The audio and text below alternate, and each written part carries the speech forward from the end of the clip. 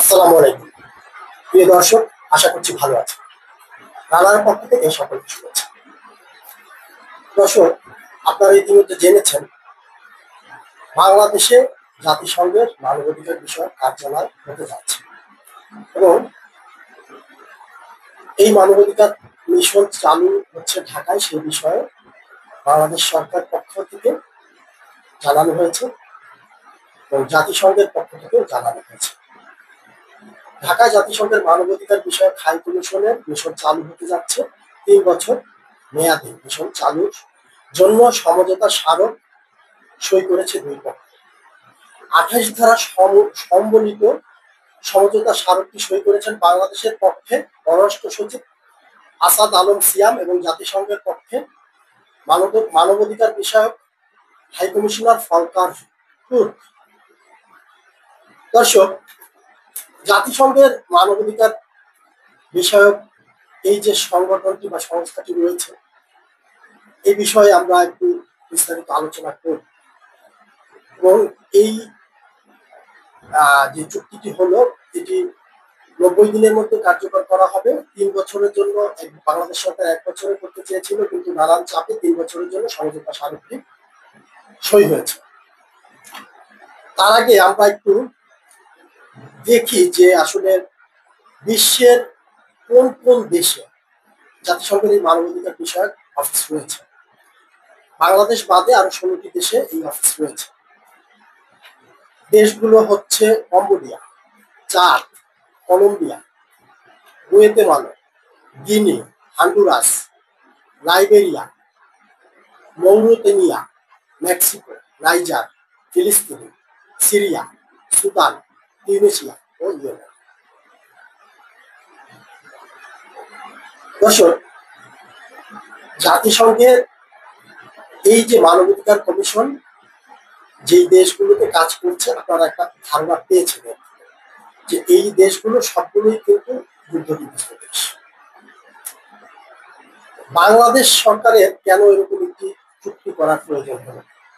নানান মহলের নানান বিরোধিতা থাকা সত্ত্বেও সরকার এরকম একটি সমঝোতা স্মারক সই করলেন, যেখানে এই অফিস খোলার মাধ্যমে বাংলাদেশের সার্বভৌমত্ব, বিচারিক ক্ষমতা এবং অভ্যন্তরীণ নিরাপত্তার জন্য মারাত্মক হুমকি রয়েছে। বিশেষজ্ঞরা মনে করছেন এবং এটি যে সকল দেশে তারা এই অফিস খুলেছে, সেই সকল দেশের ইতিহাস পর্যালোচনা করলেই দেখা যায় যে তাদের অবস্থা কি হয়েছে। আমাদের এখানে কি হতে পারে?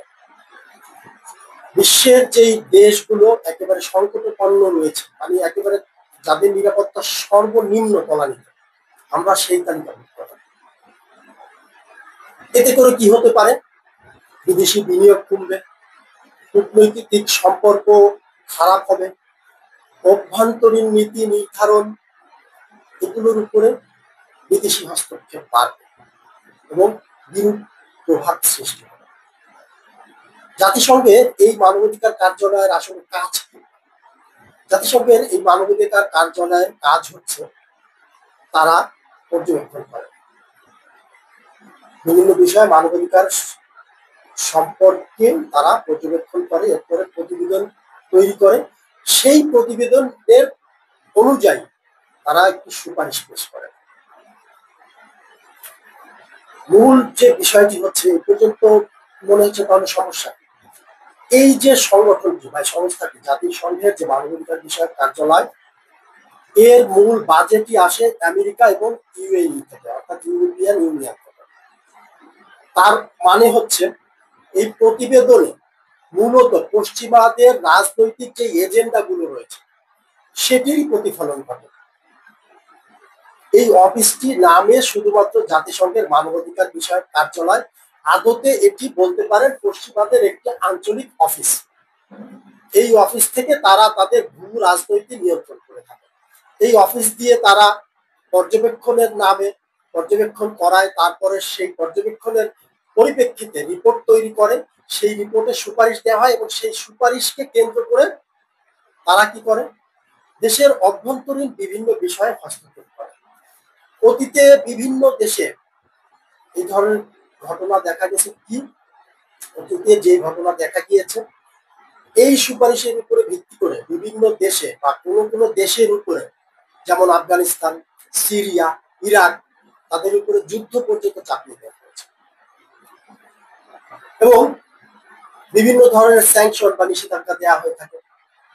আপনারা দেখছেন ইরানে, তারপরে চীনের সাথে, রাশিয়ার সাথে, উত্তর কোরিয়ার সাথে, এছাড়া বিশ্বের বিভিন্ন দেশে তারা তাদের প্রয়োজনে এই জাতিসংঘের মানবাধিকার কার্যালয়কে ব্যবহার করে তখন তারা স্যাংশন দিয়ে থাকে এবং আন্তর্জাতিক কূটনীতির হাতিয়ার হিসাবে এটিকে ব্যবহার করে। তার মানে কি হল, আমাদের নিজেদের হাতে কি কিছু থাকলো? বর্তমানে জাতিসংঘের মানবাধিকার কার্যালয়ের যেই দেশগুলোতে রয়েছে, যেমন ধরেন সোমালিয়া, লিবিয়া, এই দেশগুলোতে, সিরিয়া, ইয়েমেন, দীর্ঘদিন ধরে জাতিসংঘগত সংঘাত চলছে, গৃহযুদ্ধ চলছে, সামরিক সংঘাত চলছে। পশ্চিমারা কি করছে? সেখানে অস্ত্র বাণিজ্য করছে। তারা নিরাপত্তার নামে তার জাতিসংঘ থেকে নিরাপত্তা মিশনে নিরাপত্তা কর্মী পাঠাচ্ছে। তার মানে আমেরিকার পুলিশগিরি সেখানে চলছে। তাদের কথার বাইরে তখন আর ওই দেশটির কোনো কথা চলে না বা থাকে না। দর্শক, এই যে বাংলাদেশের যে মানবাধিকার বিষয়ক অফিস বা কার্যালয় করতে হবে, বাংলাদেশ কি এমন পর্যায়ে চলে গিয়েছে বলে আপনারা মনে করেন? নাকি বাংলাদেশকে এই পর্যায়ে নেওয়ার জন্য এমন একটি সিদ্ধান্ত নেওয়া হলো যেখানে একটি দেশের উপরে সামরিক হস্তক্ষেপ তারা করতে পারে, যে কোনো ধরনের নিষেধাজ্ঞা দিতে পারে? এর আওতায় আসবে দেশের অভ্যন্তরীণ রাজনীতি, এর আওতায় আসবে নিরাপত্তা বাহিনী এবং বিচার বিভাগ। চিন্তা করতে পারেন যে আমাদের দেশের সার্বভৌমত্ব কোথায়, আমাদের স্বাধীনতা তাহলে কোথায় থাকবে? আমাদের নিজেদের কোনো সিদ্ধান্ত নেওয়ার ক্ষমতা থাকবে তখন? এটি একটি বড় প্রশ্ন।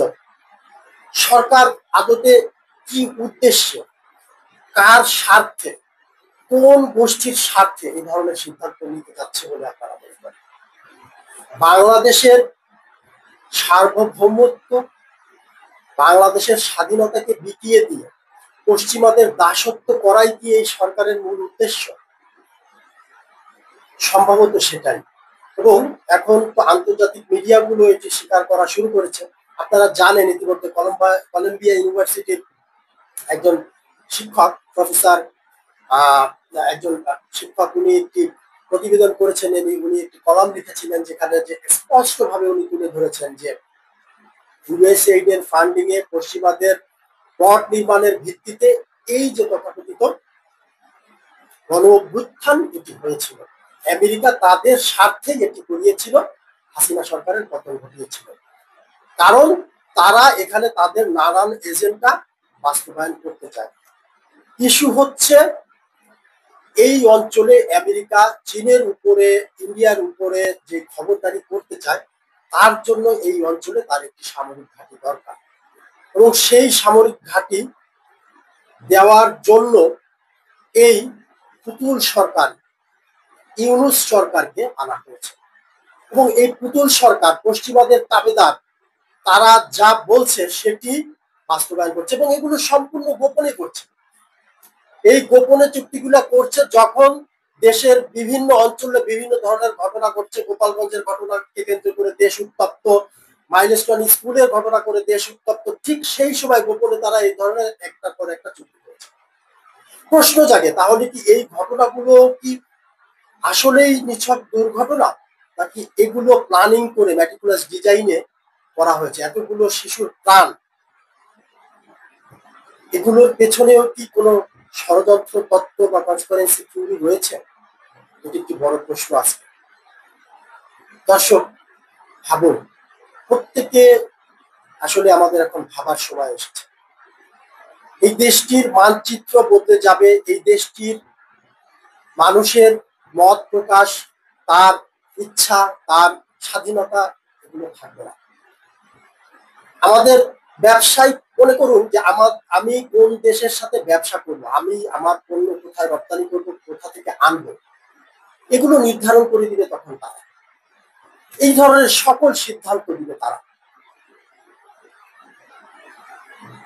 এটি কি সেই নতুন বন্দোবস্ত, যে বন্দোবস্তের কথা ওনারা বলেন? এই প্রশ্ন রেখে শেষ করছি দর্শক, দয়া করে কমেন্টের মাধ্যমে জানাবেন। ভালো থাকবেন, সুস্থ থাকবেন, দেখা হবে ইনশাআল্লাহ আগামী পর্বে। আজকের মতো আল্লাহ হাফিজ।